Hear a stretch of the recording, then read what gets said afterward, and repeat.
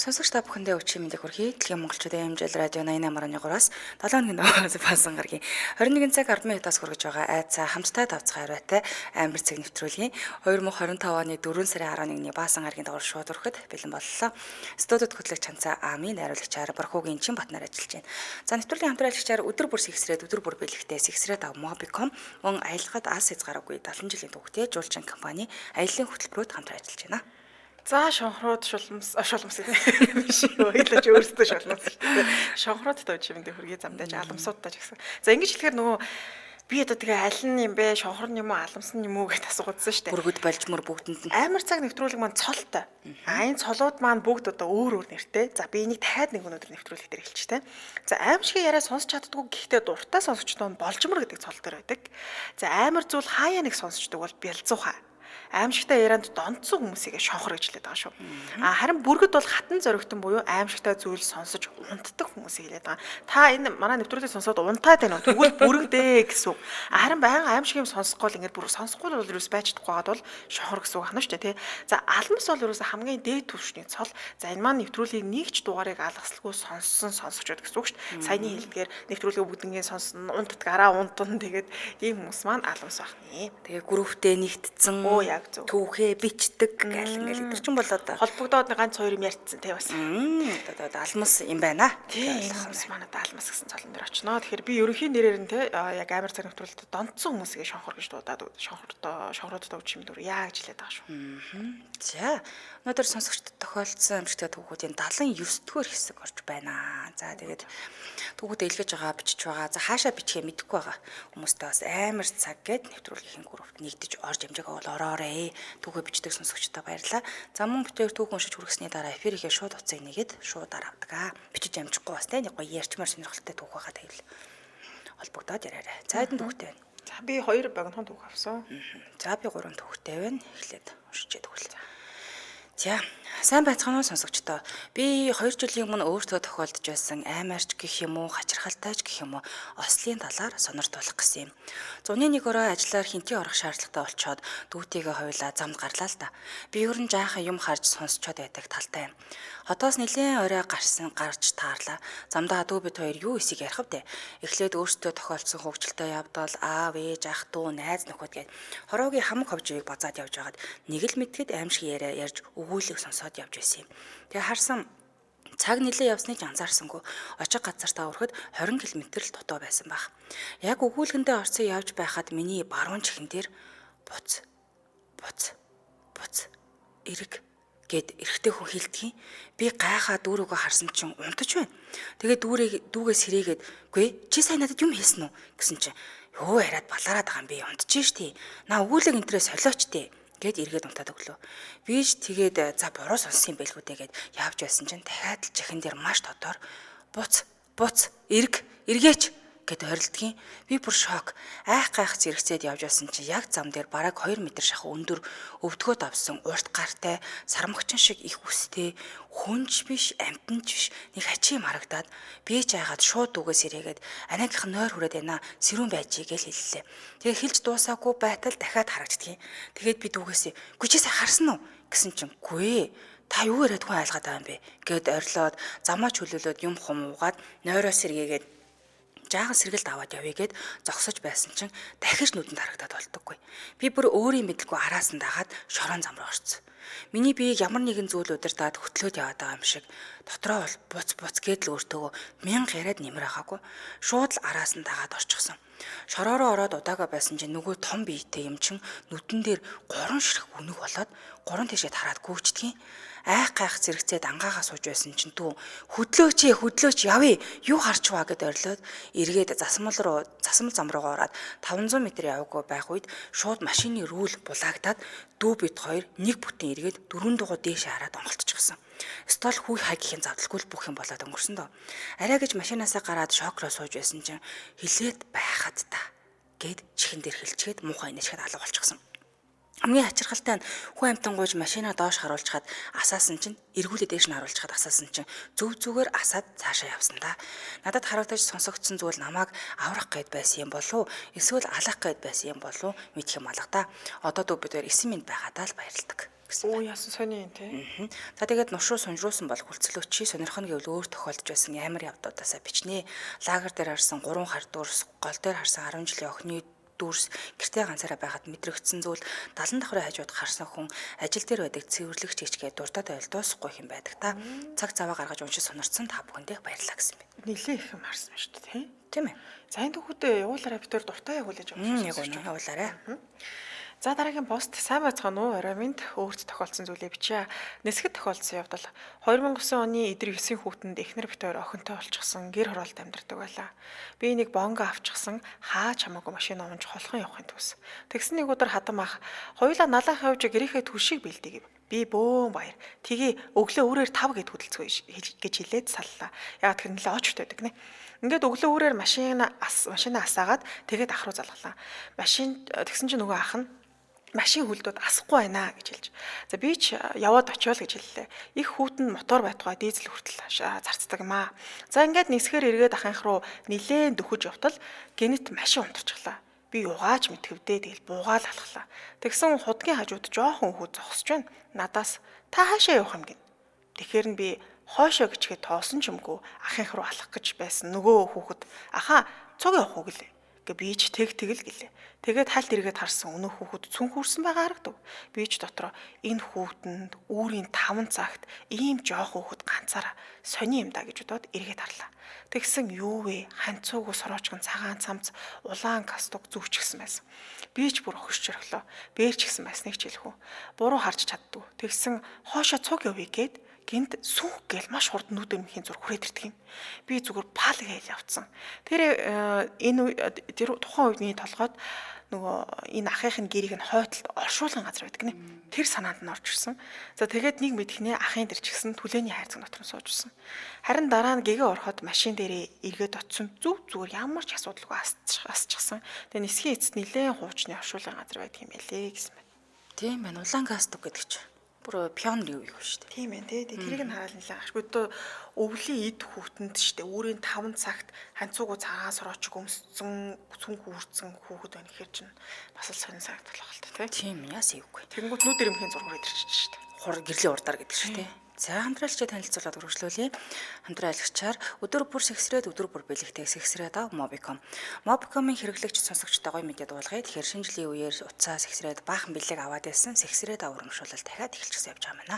Mobicom-ийн зүгээс хэрэглэгчтэй өдөр бүр нэг удаа өнгөө сэгсрэх хэрэг бэлгэлж байгаа хэвээрээ байгаа. Тэгэхээр та нар маань өдөр тутмын хэрэглээ болгох одоо нэгж дата авах, бавах цахиулах, шин дугаар авах үртэй сэгсрэх хэрэгээ нэмж маш олон мэлгийн эзэн болох боломжтой байгаа шүү. Тэгэхээр та яг одоо Mobicom аппликейшныхаа сэгсрээд ав банер дээр нь дарж сэгсрээд өнөөдрийн бэлгийг авч амжаагаа бол аваарай. Баярлалаа хамтраачлсан өдөр бүр сэгсрээд өдөр бүр бэлэгтэй сэгсрээд ав Mobicom байлаа. Баярлалаа. За үргэлжлүүлэн дараагийнхаа постыг хүргэе. За энэ явдал 2 жилийн өмнө болсон юм. Би Хятадд сурдаг амар тайван сайхан л амьдарч байлаа. Гэхдээ тэр өдрийг хүртэл тайван байсан юм. Гадаадд сурдаг гэхээр сайхан соёлтой мундаг биш юм л да. Гаднаас нь харахад хэний ч хин гэж хэлж чадахгүй. Бидэн донд нэг залуу байдаг байсан юм.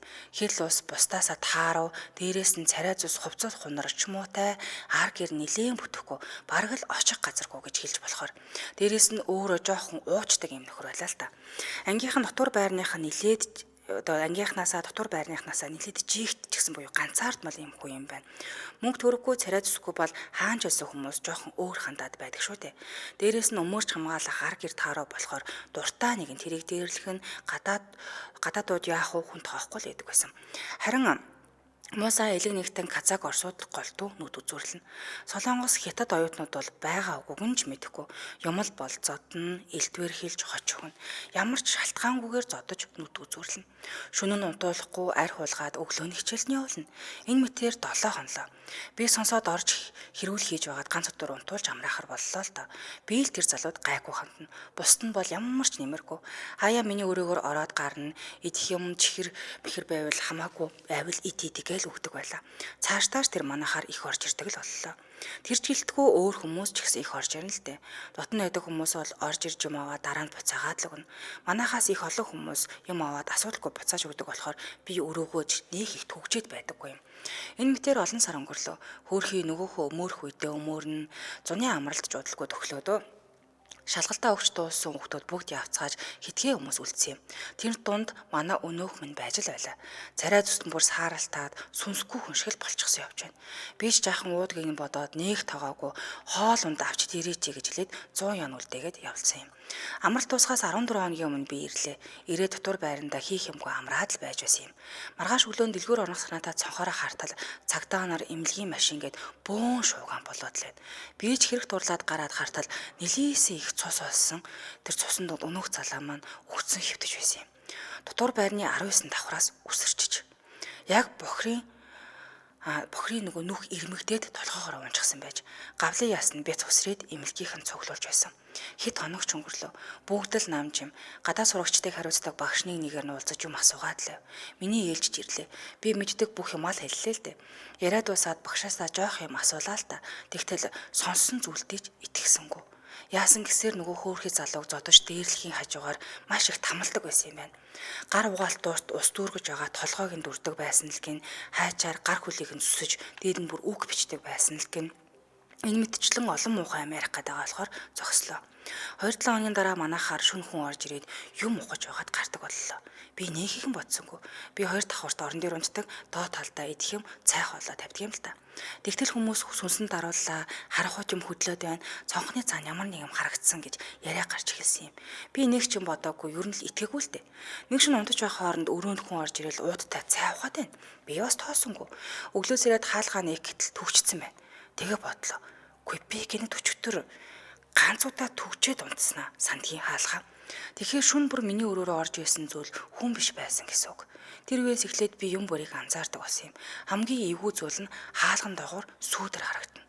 Гараад харахаар хинч байхгүй. Ямар ч хөлийн чимээ гарахгүй нисэж байгаа юм шиг л байна. Энэ мэтэр сар гаруй боллоо. Би сүултээ дисгээ байж нэг өдөр өрөөндөө ганцаараа ууж хэлсэн юм. Тэгээд нэлээ муудаад сууж байтал бүхнийг бодоод андаа одоо биднийг орхичол тоо гэж уйлаад яриад сууж байснаа л санд юм. Тэгээд тасарчиж. Тэр шөнө нэг тийм усан зургаар зурсан юм шиг байгаль нөгөө залуутай юм яриа зогсож байна. Тэгсэн тэр нарийнхан голыг даваад цаашаа гараад л явчихсан. Би ардаас нь гарах гэсэн огт чадаагүй. Тэгээс хэрчгсэн л дээ. Харин одоо бол амар тайван сураад амьдарч байгаа. Одоо бол сүнснээс биш хүнээс илүү айж болгоомжлдог болсон доо. Сайн хүний төрд орсон араатнууд бидний дунд амьдарч нэг агаараар амьсгалж байдаг гэдгийг санаж яваарай гэсэн байна. Оо ямар амар нэ те. Ер нь бол дээрлэсээр байгаа л ингээд сүултээ амиа орлоход хүрсэн шүү дээ. Дээрлэхэд бүр тамалдаг байсан юм байна. Харин те бүр үнэхээр аимшигтай. Ер нь бол сургуулийн орчинд хүчрхийлэл гээл те. Ер нь нэгээ ингэж хүчрхийлэх, дээрлэх иймэрхүү асуудлууд бол маш их гардаг шүү дээ. Яг үнэн тэгээд ямар л арга барсан даа хүн. Тийм шүү дээ. Тэ. Өстой амар хэрэг байна. За үргэлжлүүлэн дараагийн постыг уншия. Манай хамаатны эгч маань багасаа л бусдаас өөр зожиг хачин хүн байдаг байсан. Би багадаа тийм хачин байдлыг нэх анзаардгүй байсан л та. Харин том болох тусам анзаарч гайхширдаг, заримдаа бүр их айдаг болсон. Тэр эгч заримдаа ганцаараа яриад зогсож байдаг, заримдаа шаал үр зүг рүү юм ширтээ сууж байдаг, заримдаа нүдээ дараад айгаад байна гэд амдаа бутнаад байдаг, заримдаа чихээ таглаад нүдээ тас анчихсан сууж байдаг. Хаа нэг энгийн эрүүл ухаан санаатай байдаг үед нь би сонирхоод нэг удаа та бидний хардаггүй зүйлийг хараад айгаад байдаг юм уу гэж асуусан чинь эгч над руу нэг том харснаа санаа алдаад тийм ээ надаа амар муухай жаахан жигтэй юмнууд хараад байж сууж маш их тийм аимшигтай зүйлс маш их харагддгаа гэж хэлсэн. За тэгээ жоохон байсдаа бүх хүмүүс л хардаг байх гэж боддог байсан чинь үгүй байсан. Намайг өөрийг нь харсныг мэдсэн даруйда тэр юмнууд намайг дагаад надтай ярих гээд байдаг. Үнэхээр амар. Тэгээд бүр гэрт хүртэл хүрээд ирдэг. Хэдэн өдрөөр ч хамаагүй намайг дагаж надаас элдв бусын зүйл гуйж хүсч зовоодог. Зөвшөөрөхгүй болохоор намайг шүн унтуулахгүй шоглож эхэлдэг. Зарим шүн бид хийм ороод өөрөө ч мэдэхгүй босоогоороо зүүдлээд яваад бүр гэрээсээ гараад явсан тохиолдлууд ч надад байсан гэж хэлсэн. Тэгээд эгчийн эцэг их нь үүнийг нь анзаараад мэрэгэн үздэг хүнээс асуусан чинь завсрын ертөнцийг хардаг мэлмийн нээлттэй хүүхэд байна. Цаад юмнууд нь шоглож чадахч хорлож болж чадахгүй хүчтэй энергитэй юм байна гэж хэлсэн юм лээ.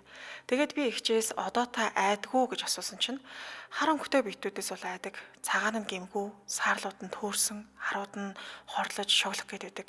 Зарим нь яг хүн шиг бодтой ярьдаг. Зарим нь тал биетэй, зарим нь нүүргүй, зарим нь харахын эцэсгүй эвгүй, зарим нь хүн шиг биш, зүгээр л бөмбөлөг шиг харагдаг гэсэн. Тэгээд одоо болтол харагдаг хэврэл байгаа гэсэн. Багасаа эмийг ихээ зааж өгсөн хэд 3 тарныг уншдагч нэмэр болдоггүй. Харин сүү өргөөд зам мөрөө ол сайн төрлийг ол саадгүй яв садан төрөлдөө төр гэж хэлээд сүү өргөөд байхаар аяндаа алга болчихдгоо гэж байсан. Хөөхий одоо тэр их ч маань 50 гарсан хүн би. Ухаан санаа нь орон гарan гинт ч гэмгүй, хорхоод хоргүй юм болохоор бие нэрвэл наснаасаа залуу харагдаг, их царайлаг сайхан ихч байдаг. Жаахан байхдаа бол 9 шүдийн биет дагаад үе үе гэрээсээ төөрч гээд байдаг гэсэн. Нас нь яваад хий биетүүдийг дагаж явахаа болоод аль болох аргалаад явуулж чаддаг болсон гэж байлаа. Хэцүү шүү те. Зүсэн зүйл юм харагдаад байвал юм ч те. Яаж тайван байх вэ? Хэцүү шүү дээ. За дараагийн постыг уншиж хүргэе. Бүгдээрээ сайн байна уу? Өөр тохиолдсон нэгэн түүхийг хуваалцъя гэж бодлоо. Би оюутан байсан юм л да. 2017 хавцаа онд одоо өвөл байсан баг. Би хичээлийнхэн хажуугаар оройхон нэг караокед зөөгч гэдэг байлаа. Мэдээж караоке учраас шөнө 3 гэж хаагаад хүмүүсээ гаргаад хаагаад ажилласаа гараад гэрлүүгээ хардаг байсан юм. Тэр үед би хамаатныхаа ихчийн цансны түнэлээс дээшээ уул руугаа төв замаас нэлээд зайтай байдаг тийм базар амьдардаг байсан. Тэгээд ч тэр үед чинь нөгөө барьсан такси маань дээшээ явахгүй төв замаас хазаахгүйгээд намайг тэр хавьд түнэл дээр буулгачдаг байсан гинэ. Тэгээ би за гэд дахиад такси барих гэсэн боловч таксинууд ягаад ч юм дээшээ өсөхгүй л гэдэг байсан юм. Тэгээ би аргаа мохортаад алхахаас өөр аргагүй болдог байлаа. Тэр хавьд хүнж үзэгдэхгүй, машин ч авахгүй, сонин газар. Шөнийн 3 өнгөрч байсан болохоор аргачгүй биз дээ. Тэгээд жоохон айсан ч гэсэн дээшээгээ алхаж байтал замын голоос нэг хар хувцастай, хар малгайтай эрэгтэй хүн ханаас ч юм гарч ирээд артаас цуг алхаад эхлэхээр нь ашгүй хантай хүн явж байгаа юм байна гэд тайвшраад явж байсан юм. Тэгтэл урд хитэн салаа гудамжаар нилээд алхаж байгаа тэр хүн ийш тийшээ салахгүй яг л миний ардаас нэг холгүйхэн дахаад л алхаад байлаа. Би ч жоохон жирэхэд явчихсан. Намайг дахаад байхan болов да гэсэн бодол төрөөд явчихсан юм. Тэгээд дахиад дээшээ жоохон алхаж байгаад нэг жижиг дэлгүүрийн үүдний бүдэг сүмийсэн гэрэлний дор очиод зогсоод хамаатныхаа хамт байдаг бандн руугаа залгаад намайг тосоотгооч гэж хэлэх гэсэн боловч утсаа авдаггүй. Тэгээд эднэр яг нам унтж байсан байх л та. Тэгээд тэгж бодоод утас маань цэнэгж дуусаад унтарчихсан. Тэгээ би нөгөө хүн рүү хартал тэр хүн хашааны наан цаана гараад намайг хаашаа явах нь гэсэн байдалтай хараа зогсчихсон. Би яг л энэ хүн намайг дагаад байгаа юм байна да гэж бодоод айгаад яахаа мэдэхгүй утас ч унтарчихсан болохоор машинтай хүн явахыг хүлээж гэрэлд ор хэсэг зогслоо. Тэгсэн ч хинч хаваагүй. Тэр хүн намайг харж зогсоор л байсан. Би ч за одоо цухтахаас өөр замгүй боллоо гэж бодоод цүнхээд чангалж үүрээд дээшээ гэрлүүгээ хар урдаараа хөдлөлөө. Гэхдээ шууд гүүчий гэхээр ардаас гүүж ирээд бариад авах юм шиг санагдаад гүүч чадлаггүй гүүхээрээ хар урдаараа алхаад эргээд хартал ард бүр тулаад маш ойрхон ирчихсэн байсан. Тэгээ шууд орилоод л гүүчихсэн. Гэрэлтэй гудамж тасарч хав харанхуй гудамж руу чигээрээ гүгээд л өөртөө гүгээд л орчихсон. Гэтэл яг өөдөөс харанхуй гудмаас нэг миний бололтой банд гинэт гараад ирсэн. Би тэр залууг бараг л тэрч аваад намайг хүн дагаад байна гэд орилж хашгирч тусламж гуйгаад намайг гэрлүү манд хүлээд өгөөч гэд гуйтал тэр залуу юм дууралгүй толгой дохиод бийж суугадаад тэр залууг бараг л чирэг шахам хурдан явсан гинэ. Ингээ удалгүй гэрийнхээ яг доохон талд ирээд за манайх энд байдгийн бараг ирчихлээгээд гараа аваад урагшаа гурав алхаад баярлаа гэдгийг хэлэх гээд эргээд хартал хинч байгаагүй. Тэгээд л айц сандрагч дээрээ бүр нэмээд шок. Юу болоод байгааг тухайн үед ойлгох ухаангүй яаж гэртээ орж ирснээ санахгүй гэртээ орж ирээд сүхэрч унаад асгартлаа уйлаад гэрийнхэндээ баах ингэсэн гээд уйлж унжиж уурлаад тайвшраад гайгүй боллоо. Дараа нь бодоод байхад намайг дагаад байсан бодит хүн намайг бариад авсан бол би тэр үед дуусах байсан. Харин азаарч гихүү юугаарч гихүү өөдөөс минь гарч ирээд намайг төхөөлж хүсэн залуу сүнс байсныг сүулт нь ойлгосон юм да. Одоо би царайг нь сандаггүй. Тухайн үед айц сандарсандаа анзаарахч сөхөө байгаагүй юм билээ. Одоо бодохоор нуруугаар хүү тааж амар санагддаг шүү. Тэгээ тэр явдлын дараа манай гэрийнх намайг лам бөөгөр дагуулж явж үзүүлэхэд хүнд хор гимгүү сүнстэй таарсан их аз олжээ. Их азтай охин байна гэж хэлж байсан юм да. Гэсэн байна. Ямар сайн тий. Аварсан. Амьд хүнээс сүнс аварсан юм шүү. Тийм шүү дээ. Ее. Тэгээ эргээ хараад баярлаа гэсэн чи алга болсон гэхээр бас л юм. Тэгээ тэр ч хүн айцсан байгаа. Айсан дээрээ тийм харчаар бүр л айсан баг л та. Ёстой бүр галзуурах юм шүү. Нэг хүнээс цухтагаад нэг хүнтэй очиод авсан чинь нөгөөх нь байхгүй болчихвол юм ч та. Ийхүүл юм. За эфирийн шууд утсыг нэ. Эфирийн шууд утас 77 77 38 83 77 77 88 30 дугааруудыг таны өмнө нээлээ. За тэгэд нэвтрүүлгээ сонсдог. Дээрээс нь түүхээ бичиж амжаагүй урт ч юм уу те нэг бол завн гарахгүй байгаа сонсогчд маань холбогдоод өөр тохиолдсон түүхүүдээ хүргээрээ. Тэг тэр бол дуртай сонсноо. Гадаадаа сонсогчд маань ч гэсэндээ холбогдож болно шүү. Дуртай сонсон шүү. Ер нь гадаадаас сонин түүх их сонсогддог шүү тий. Тий, дээр бас Японоос хоёлаа нэг нэлээд дээр баха нэг хүн холбогдчиход утсан тасарч шүү дээ. Айл улс байлаа. Солонгос байгааг байлаа. Мэдгүй Русэж мартчих. Нэг хөргөч мөргөч дууралтай юм ярьсан юм даа. Санагдаад ах юм. Тэгээд нөгөө нэг юм цэлцгнүүр шиг юм гээл яригдчихсэн аа. Тэгээд тэр нь яасна мэдэх ойлгомжтой ирсэн санагдаж байна. За эфирийн шууд татаас 77 77 38 83 77 77 88 30 дугаар таны өмнө нээлттэй байна. Сүгий байсан байна. Амьд хүнээс лээ гэж. Төрөний тэр дээрлэхэл тентэр бол амьд л хүн бац тий. Ер нь таны сайн ярьсан дээр хоёр юм дээрч гэж гарч шүү дээ тий. Аим шигтэй гээд. Чи удаа хятадд улсын явдлаа гэсэн тий. Тий хятадд болсон. Тэгээ нэг жоохон тийм нунж дөрөө ч юм уу харагдахаар амтал гартаа үлдээ болгоно дээрлэхэл янз бүр л болдог лээс юм аа л та. Тэгээ өргөмд чи нэг сурч боловсрал болж авчих гал бас тийм ээ. Тийм шүү дээ. Хүний хотод ер нь хэцүү шүү. Хэцүү. Ямар болох ганцаар тий. Тэгээ нааша гэх хүн болыг бүр л хэцүү юм та өргөмд. Цайхны сонсогч авъя. Байна уу? Байна уу? Байна орой минь. Орой минь дээ. За түүхээ болцгоо. За түүхээ бол. Юу сонсогчоо радио давхар сонсогч байна. Та радиог унтраадаг болох уу? За одоо яаж вэ? За унтраацсан бол зүгээр хөө. За. Нэгдүгээр хороолны нөгөө өнөр хороол юу гэдэг штэ. За сонсогчоо газар орны байрлал тодорхойлохгүй. За. За. Тэнд манай нэг энэ урт төршөөс хоёр нэг байр төрөсөлдөг байна. Нэг ковид өмнөх ингэж хэлчих. Тэгэл нэг өдөр нөгөө ирч ороо нэг бас жоохон халамцуухан ороод нөгөө ирч жижиг хоёр өрөөнд унтаад би том өрөөнд нь унтахаар бол. Тэгээ шөнө унтчихсэн чил юм төчгнээс бол нөгөө ирч одоо юм уух гэдэг юм болов шүү дээ. Харсаа манай хоёр өрөөнд унтчих. Би ч нэлээд болсон санаа зовоод уус юм жоох гайг болчихсон. Гараал таксиэр гэртээ харчаад маргааш өглөө нөгөө иртэйгээр ирээд өчтөр тоо шин босоод юм уу гэлтгсэн чинь манай гоо жимэг нам унтсан байж тээ. Юу болсон бэ? Чи шүний агаар явуучвал гэж. Шин жоох эвгөр гэдгсэн чинь манай энэ байна.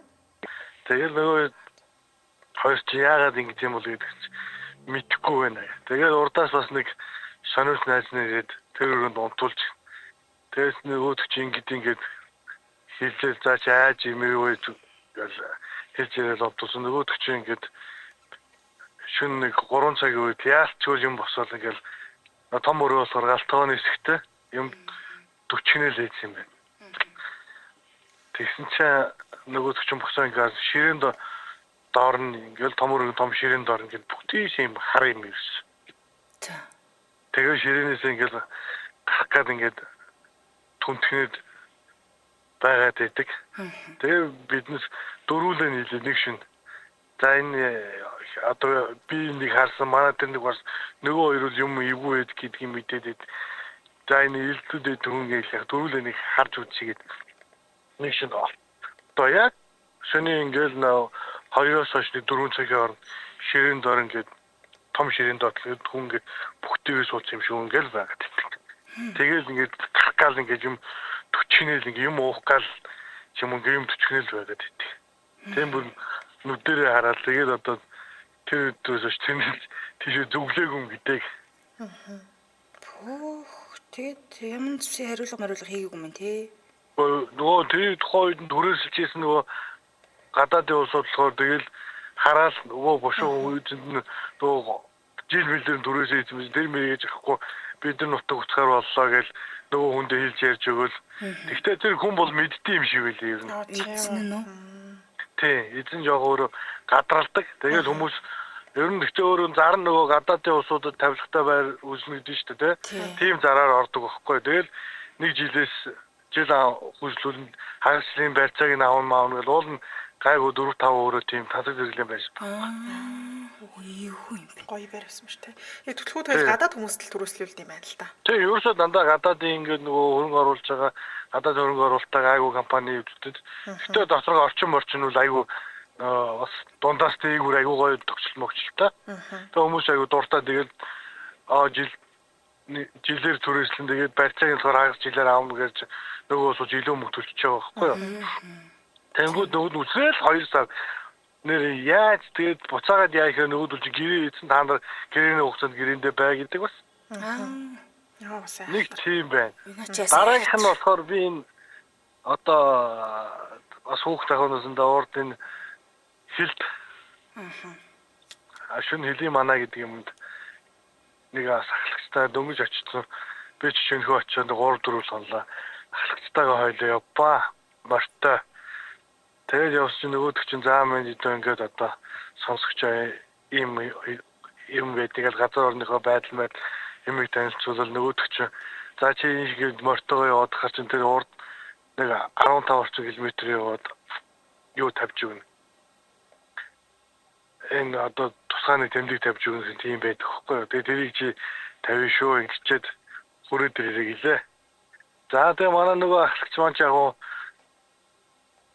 олон жил болсон өгдөр нөхөр маний ганцааргийн мордол дөөрэ айл гэсчвэ. Тэгээд би явж исэн нөгөө хөрх газар арай хүрээгүй явж исэн чинь мормон нэг гол мултраад ирсэн явхаа болчлаа. Тэгэл нэг юм ботсон ч үгүй тэгэл явж байгаа л нөгөө хөрх газар хүрээ тэгэл буцлаа. Буцаа явсан яалтчгүй нэг юм мор ингээл үргээл араас ингээл нэг юм бүр дагаад байна.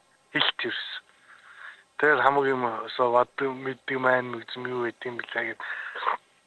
Зааш хурдан мор угаасаа явахгүй ингээл бараг л ингээл чихмхэгээл ханцгаагаал холмол зөөс явж өгөх.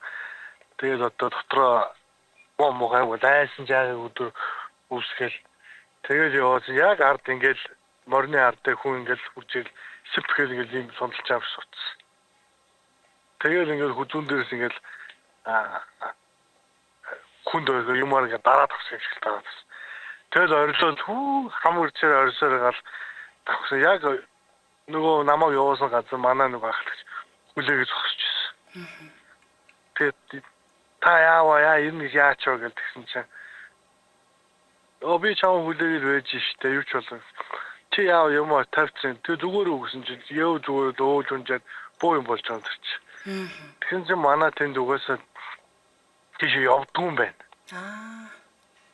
Тэгээд тэгвэл манай нөгөөдх яах вэ бас янз үзэр чи юм тусаач юм. Тэгээ миний сүнс үүдэл зайлаад самбоо мо болж иж тэгжиж нэг арай гайг юм багс. Тийш нь ер нь явуулдаг тийм очихгүй явдгүй тийм бас нэг хэсэг үйтгэл юм байна л та. Бүгд мэдтгэл юм байна шүү дээ, тий. Хуучны гаруй дээр шүн ирсэн залуу хүмүүс юм уу зүйлмэсгээд одоо хорлт юм уу, янз гэлт юм уу нэг тийм газар очиж ирсэн. Юу юм бэ? За баярлалаа. Яа ингээд баярлалаа. Ард суугаал хүзүүн дээр дараад авд юм билээ шүү. Эвгүй мэл. Тийм байна. Баярлалаа. Гараг сайхан өнгөлөөрэй. Бүү юм яах тэр.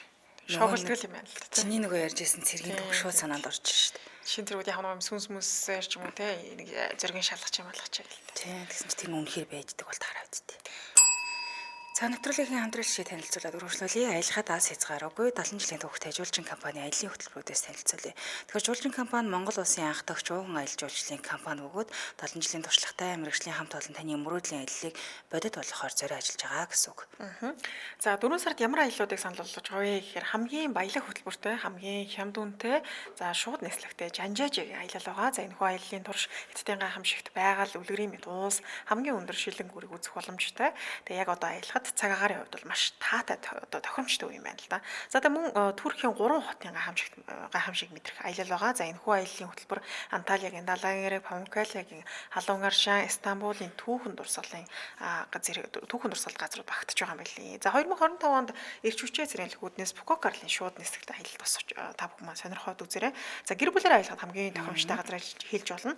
За хөтөлбөрийн дагуу Win Wonder Park, Ocean World, Шүрэн Арал, Сафари амтны хүрээлэн, за хотын хотын аялал Венецийн гэрлэн шоу зэрэг үзэж сонирхох боломжтой. За мөн Гуанчжоу хотын Кантон Фэр үзэсгэлэн худалдаанд оролцох шууд нислэгтэй аялал байгаа.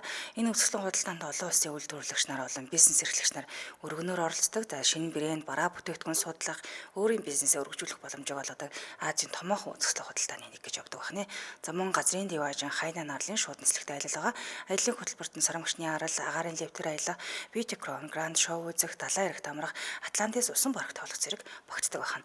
Аялал бүрийн үнд багцсан зүйлс, нислэгийн тий, зонгоцны буудлын такс, хөтөлбөр загцсан чөчөд буудал, хөтөлбөр загцсан хоол үзүүрүүд аялагчдын иж бүрэн даатгалах самрагч байгаа нэ. За тэгээд эднийг ч нугаал давтал нь аялал бүр нь яг хөтөлбөрийнхөө дагуу явагддаг юм байлээ. Тэгээ найдвартай аялагч бүр иж бүрэн даатгалд хамрагддаг. За банк болон аппликейшны зээлтэй учраас төлбөрийн уян хатны нөхцөлийг санал болгодог. Тэгэхээр мөнгөгүй ч гэсэн аялаад тус төлж боломжтой гэсэн. За аялал бүрт тухайн нутгийн болон монгол хэлтэй хөтчүүд хамт явдаг. Тэгээ аялал бүрт тухайн газрын хамгийн гоё сор болсон үзүр газруудыг хөтөлбөртөө багтаасан байдгаараас онцлогтой юм байна. Ер нь бол нөгөө одоо аялаад дараа төлөх боломжтой байдаг. Энэ болохоор банк болон зээлийн аппликейшны үйлчлэгийн талаар дэлгэрэнгүй мэдээллийн жуулчин компани Facebook хуудас болон 7288 12 12 7288 12 12 дугаараас аваарай. Хаяг баршлын хувьд Элчингийн гудамж Мика зочид буудлын баруун талд жуулчин компани байр. За дээр бол нэлээд томор ингээд жуулчин гэж бичсэн байгаа. За энэ барилгын 2 давхарт байрлаж байгаа. За сошиал хаяг нь болохоор жуулчин цэг юмэн мөн жуулчин компани аялахад ас хязгаар үгүй гэдэг хайхаар хараад ирэх нэ. Баярлалаа хамт ажилласан аялахад ас хязгаар үгүй 70 жилийн дөх жуулчин компани аяллаа хөтөлбөрүүдээс танилцууллаа. Баярлалаа. За дараагийнхаа сонсогчийг авъя. Мөн Байна уу? Байна Раминд. Оо. Энэ нэвтрүүлэг өгч гэнэ үү? Тийм байна. Амар цаг нэвтрүүлэлт толбогдсон байна. За би нэг явсан түүх яриад гэсэн юм аа. Оо за. Тэгээд байршлын бол нэг байр байшин гэн ярихгүй. Гэхдээ энэ багтуур гэдэг нэг ресторан ажилладаг байсан юм аа би. За. Тэгээд хуучны байшин болохоор ажиллаж исэн нөгөө хүүхдүүд маань шүн мөн оройт тарна. Зарим нь жоохон оройтж жагаад явахта юм дуурайд байдаг гэж надад хэлдэг байхгүй юу? Тэгээд төвлөлтөй хүн эмхтэн хүн яваад байдаг гэл. Ялангуяа орчинд айгүйх явдаг муудаг гэл. Тэгээд нөгөө хүүхдүүд ярьж байгаа юм ямар би арай нөгөө хэдээсээ том юм байсан юм чинь тоохгүй энэ футбол ярьж чинь. Зүгээр маазраал гэл нөгөөтөө тоодгүй байсан. Хамгийн гол нөгөө хамгаалтын албаныхаа тохиол кодыг би хийдэг. Тэгээд хуучны байр учраас ингээд зарим нэг тохиол шүн байнга дууддаг хамгаалтын албанаас тохиол дууруулаа гэл. Тэгээд очиод хамгаалагч нартай ингээд үзэхээр юу ч байдгүй л дээ. Тэгээд буцаагаачтай нэг өдөр жоохон оройтоод хамгаалагч нар ирж үзээ. Тэгээ бөөндөө үзчихээ. Өнөөдөр танаахан энд бол орогт 2 дахь удаага дуудлах чинь шүү гэж яриад. Тэгээд тэднийг явуулчаал ягаад ч юм нэг жаахан юм хийчмээр санагдаад нөгөө хэд ч явцсан. Шөнийн нэг 3 4 цаг үед баха шүн дунд. Тэгээд нөгөө орц байранд чинь ямар гадаач ямар ч хүн байхгүй ганцаархнаа үлдсэн. Тэгээд нөгөө 0 мөл руу ороод ресторанч 0 мөлд нус мус гойж явах уу яаж явах гэх яваал хийсэн чи. Гинт яг нөгөө 0 дотор араас алхдаг шүү дээ хүн.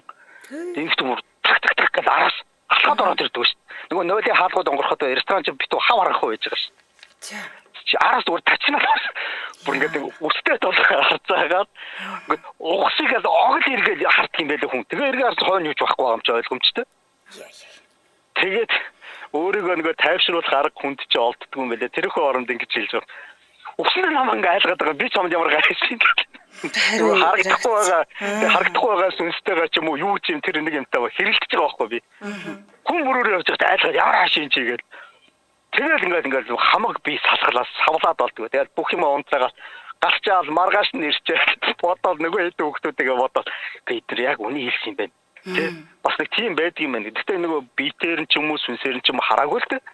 Гэхдээ яг тэдний хэлснээр эмхтэн хүний тийм түүхэл алхаа шатаар ингээд өксөд идэг юм аа гэдсэн чинь яг 0 дотор миний хараас алхаад ороод ирсэн шүү дээ. Таас гэлээ. Тэгэхээр нэг тийм цорой мөрөө ч юм уу ямар нэг юм хадгалаад үлддэг ч юм уу байдаг юм болов биетэрээ бол сүнснэ гэж би ойлгоогүй. Ямар ч байсан би ухтлаа хайсан тэрнээс гавгаан цорой шин дунд. Тэгээд яг хуу манад ч гэсэн монголч нэг тиймэрхүү дуу чимээ те байх юм байдгийн байна.